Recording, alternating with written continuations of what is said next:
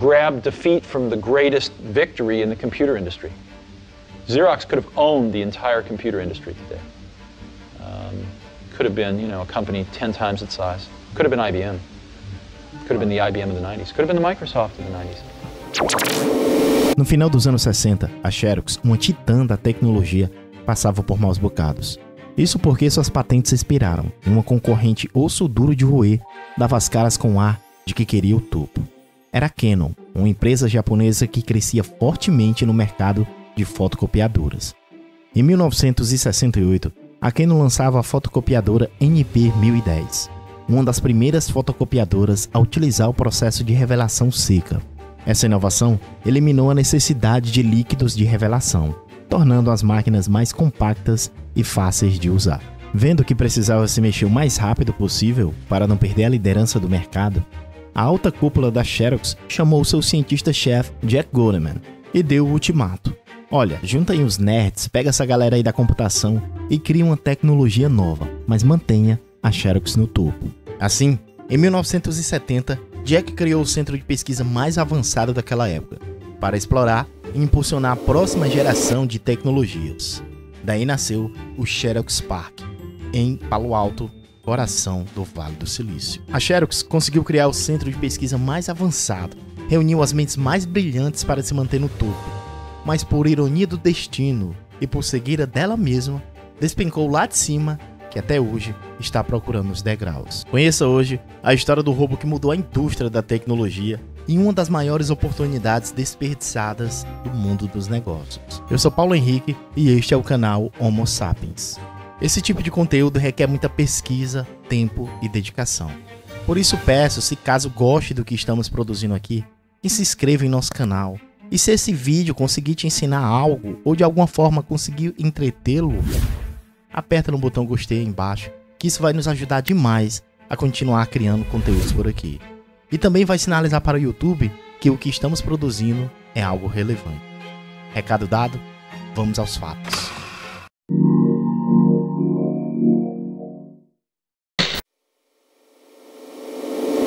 Para que entendamos a dimensão dessa história toda, e até para entender o que foi perdido e o que foi drasticamente mudado depois desse episódio, e o próprio Bill Gates diz que foi roubo, é preciso retroceder. Voltaremos aos Estados Unidos dos anos 60. E preste atenção que tudo isso está interligado, e no final você vai entender tudo.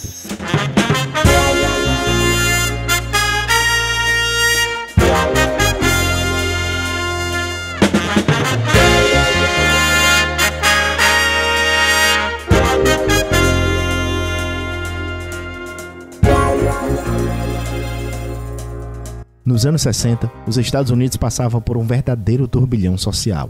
Eram várias mudanças sociais, políticas e culturais. Foi uma época marcada pela Guerra Fria, movimentos pelos direitos civis, protestos contra a Guerra do Vietnã, a Revolução Sexual, o surgimento da contracultura e a luta pelos direitos das mulheres. Em termos gerais, a população jovem nos anos 60 estava mais envolvida em questões sociais, políticas e culturais do que diretamente com tecnologia. O que estava em alta naquela época era o ativismo político, a música, o movimento hippie, a contracultura e a luta por direitos civis. Esses movimentos eram mais preponderantes na vida dos americanos naquela época. Além do mais, o acesso aos computadores era limitado e não era comum entre a maioria dos jovens. Os computadores eram predominantemente encontrados em instituições acadêmicas, governamentais e grandes empresas, e eram usados principalmente para fins científicos e militares. No entanto, o interesse pela tecnologia e pelos computadores começou a aumentar nessa época. Os jovens que tinham acesso a computadores nas universidades, por exemplo, estavam envolvidos em projetos de programação e pesquisa científica. Eles estavam começando a explorar o potencial dos computadores para a solução de problemas e o processamento de informações. Uma parcela pequena, mas crescente da população jovem desenvolveu um interesse pela tecnologia da época. Assim como haviam os hippies, os ativistas políticos, havia alguns grupos de estudantes universitários, particularmente aqueles envolvidos em ciência da computação e engenharia, que começavam a se multiplicarem. Demorou muito tempo para que o homem inventasse uma máquina eficiente para tirar cópias. Claro, houve a prensa de Gutenberg, mas em linhas gerais, ela consistia em blocos de tipos móveis, que eram letras e caracteres individuais esculpidos em metal, geralmente chumbo. Era um processo usado basicamente para impressão, e o processo era repetido em cada folha de cada livro. Algo muito diferente do que temos hoje. Os cientistas procuraram soluções na fotografia e na química, usando os mesmos processos das revelações de filmes, mas foi de outra área da ciência, a eletrostática, que trouxe uma solução eficiente. Um aparelho desenvolvido pelo americano Chester Cowsand. Cowsand foi o responsável pelo surgimento da xerografia, o mais avançado processo de reprodução de imagens até hoje. Uma ideia cuja força possibilitou o surgimento da empresa dona de uma marca conhecida ao redor do planeta, a Xerox. Mais tarde, a Xerox obteve uma licença para desenvolver e comercializar uma máquina de cópia com base na tecnologia de Cowsand. Posteriormente, a mesma empresa obteve todos os direitos da invenção. Essa máquina era a fotocopiadora. Assim, no final dos anos 60, enquanto Steve Jobs e Bill Gates ainda estavam no ensino médio, a Xerox, fundada em 1906, era uma gigante da indústria no mundo das fotocopiadoras. Eles haviam criado a primeira máquina de cópia comercialmente viável em 1959 e passaram a próxima década estabelecendo um monopólio virtual em toda a América, com vendas de mais de $500 milhão por ano. Um marco importante foi a introdução da Xerox 914, em 1959, que foi a primeira copiadora totalmente automatizada e de grande escala a utilizar o processo de xerografia.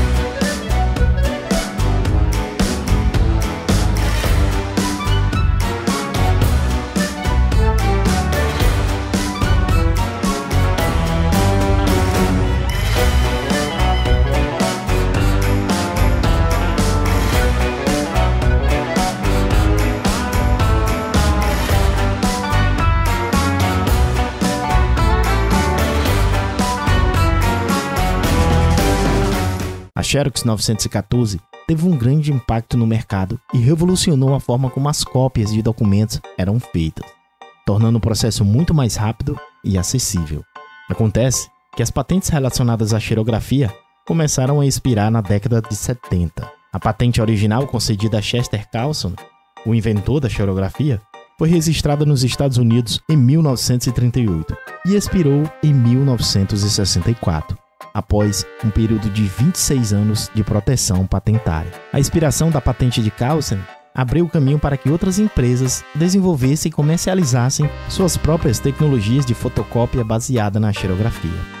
A partir desse momento, várias empresas, incluindo a Canon e a IBM, que inclusive rejeitou a ideia de Cowsand quando ele bateu em sua porta a fim de vendê-la em 1938, começaram a introduzir suas próprias máquinas de fotocópia no mercado, aproveitando os princípios da xerografia. Com todas essas empresas brigando palmo a palmo por um espaço no lucrativo mercado das fotocopiadoras, a gestão da Xerox deixou a cargo de Jack Goldman, seu cientista-chefe, para manter a Xerox no topo desse mercado. É aqui que iremos conhecer o Xerox PAR. Jack fez a lição de casa perfeitamente e em 1970 criou o Xerox PAR e reuniu as mentes mais brilhantes do mundo da ciência da computação. Um dos pesquisadores do parque, que mais tarde cofundaria a Adobe, disse que o ambiente era eletrizante, havia total liberdade intelectual, quase toda ideia estava sujeita a desafios e era desafiada regularmente. Nesse ambiente inovador, os pesquisadores do parque começaram a trabalhar em tecnologias revolucionárias de computador, como o mouse, a rede internet e, o mais importante para a nossa história, a interface gráfica do usuário, ou GUI. Havia apenas um problema: a gestão da Xerox não estava interessada em nenhum dos desenvolvimentos do parque. A empresa não via motivo para se concentrar em qualquer outra coisa além de sua linha incrivelmente bem-sucedida de copiadoras. Os pesquisadores do Xerox eram tão geniais que criaram a interface gráfica do usuário. O Xerox PARC desenvolveu uma interface gráfica de usuário revolucionária, que introduziu conceitos como ícones, janelas e manipulação direta usando o mouse. Essa interface gráfica foi implementada no sistema operacional Xerox Alto, uma das primeiras estações de trabalho a usar uma interface gráfica em vez de interfaces de linha de comando. Tecnologia internet. O Xerox PARC desenvolveu uma tecnologia internet que permitiu a comunicação em redes entre computadores.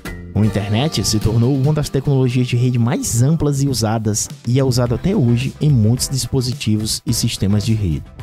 Linguagem de programação Smalltalk. O Xerox PARC criou a linguagem de programação Smalltalk, que foi uma das primeiras a introduzir o conceito de programação orientada a objetos. A linguagem Smalltalk e seu ambiente de desenvolvimento foram influentes no desenvolvimento de muitas outras linguagens de programação orientadas a objetos. Impressão a laser. O Xerox PARC desenvolveu a tecnologia de impressão a laser, que permitiu uma impressão rápida e de alta qualidade. Essa tecnologia foi fundamental para o desenvolvimento de impressoras lasers modernas, impressão em escritórios e ambientes de produção. Mas o PARC não desistiu. Em vez disso, eles continuaram e criaram um produto que incorporava todas as suas invenções. O Xerox Alto. Era um computador muito à frente de seu tempo. Apresentava a interface de teclado e mouse que ainda usamos hoje, além de oferecer acesso a e-mail, processamento de textos e lembretes de eventos. Mais uma vez, os gerentes da Xerox em Nova York não se importaram. Eles olharam para o alto e viram uma estação de trabalho excessivamente complicada que custaria $40 mil cada. A Xerox financiou a produção de apenas 2.000 máquinas e nunca avançou com a liberação comercial. A única coisa que interessava aos gerentes da Xerox eram as inovações em impressoras e copiadoras. E embora eventualmente tenham conseguido o que queriam, os pesquisadores do parque não estavam satisfeitos.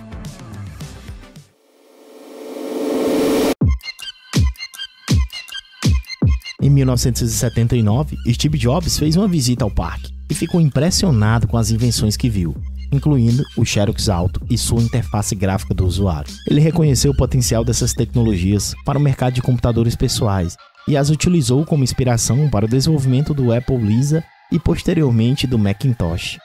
O Lisa e o Macintosh foram os primeiros computadores comerciais a trazer uma interface gráfica semelhante àquela que o Xerox Alto havia introduzido. Por sua vez, Bill Gates também visitou o parque, em uma ocasião separada. E lá, ele teve a oportunidade de ver as inovações da Xerox, incluindo a interface gráfica e o mouse. Essa visita influenciou o desenvolvimento do sistema operacional Windows, da Microsoft, que mais tarde se tornou a base para a popularidade da interface gráfica em PCs. Enquanto visitavam o Xerox PARC em diferentes ocasiões, tanto Jobs quanto Gates ficaram impressionados com o que viram. Eles testemunharam a criação de dispositivos revolucionários. Com suas mentes ávidas por inovação, Jobs e Gates perceberam potenciais dessas tecnologias para além do domínio das copiadoras. Eles viram uma oportunidade de transformar a computação pessoal e levar a tecnologia a um novo patamar. Anos depois, essas tais inspirações foram consideradas roubos, inclusive entre eles. De acordo com Walter Isaacson, escritor da biografia de Steve Jobs, quando o fundador da Apple acusou Gates de roubar sua ideia, os dois se encontraram e Jobs gritou com o empresário: "Eu confiei em você, e agora você está roubando de nós." Gates respondeu: "Bem, Steve, eu acho que há mais de uma maneira de ver isso. Eu acho que é como se nós dois tivéssemos esse vizinho rico chamado Xerox e eu invadi sua casa para roubar o aparelho de televisão e descobrir que vocês já tinham roubado." Segundo o fundador da Microsoft, a principal cópia que aconteceu relacionada a ele, Jobs, é que ambos se beneficiaram do trabalho da Xerox PARC em criar uma interface gráfica. A verdade é que mesmo a Xerox sendo a pioneira nessas tecnologias revolucionárias, a empresa não conseguiu aproveitar totalmente seu potencial comercialmente. No entanto, as visitas de Jobs e Gates abocanharam a oportunidade e o principal, tornaram aquelas ideias geniais em produtos comerciais altamente rentáveis. Mas afinal, por que a Xerox não deu a devida atenção ao Xerox PARC? Essa resposta é muito mais complexa do que podemos imaginar. Existem fatores internos que somente os que estavam diretamente envolvidos com o projeto sabem. ainda podemos arriscar alguns motivos que são, na verdade, bem aparentes. Por exemplo, o foco no negócio principal. A Xerox era uma empresa tradicionalmente focada em fotocopiadoras e impressoras, que eram seus principais produtos e fonte de receita. O Xerox PARC estava envolvido em pesquisas e desenvolvimentos de tecnologias mais avançadas, que talvez não estivessem alinhadas com o foco principal da empresa naquela época. Outro ponto importante, se observarmos todos esses anos da Xerox Corporation, é a cultura organizacional e gestão. A Xerox tinha uma cultura corporativa mais conservadora. As inovações e abordagens disruptivas do Xerox PARC talvez não tenham sido adequadamente compreendidas ou valorizadas pelos executivos e líderes da empresa. E atrelada a essa postura conservadora, veio a incerteza sobre a viabilidade comercial. Afinal, não era a praia dos caras. Embora as tecnologias desenvolvidas no Xerox PARC fossem inovadoras, pode ter havido incerteza quanto à sua viabilidade comercial e aceitação pelo mercado. A Xerox talvez não tenha visto um caminho claro para monetizar essas inovações e, portanto, não investiu os recursos necessários para seu desenvolvimento e comercialização. E por último, e não menos importante, com a crescente de empresas como a Canon, a Xerox pode ter enfrentado pressão para se concentrar em seus negócios principais e competir com outras empresas que estavam lançando produtos semelhantes ou inovadores. Isso pode ter levado a uma falta de investimento e apoio adequado ao Xerox PARC. Ainda que tudo isso pareça uma equação fechada, devemos lembrar os méritos da Microsoft e da Apple, por serem empresas disruptivas e por terem conseguido elevar o potencial daquelas invenções, sem contar que ao longo dos anos, ambas criaram tecnologias igualmente disruptivas e revolucionárias. Mas isso é assunto para outro vídeo. Me diz aí, quero saber sua opinião. Foi realmente um roubo ou inspirações que modelaram perfeitamente aquelas invenções? Ou seria os dois? Deixa sua opinião aqui embaixo e eu te espero no próximo vídeo.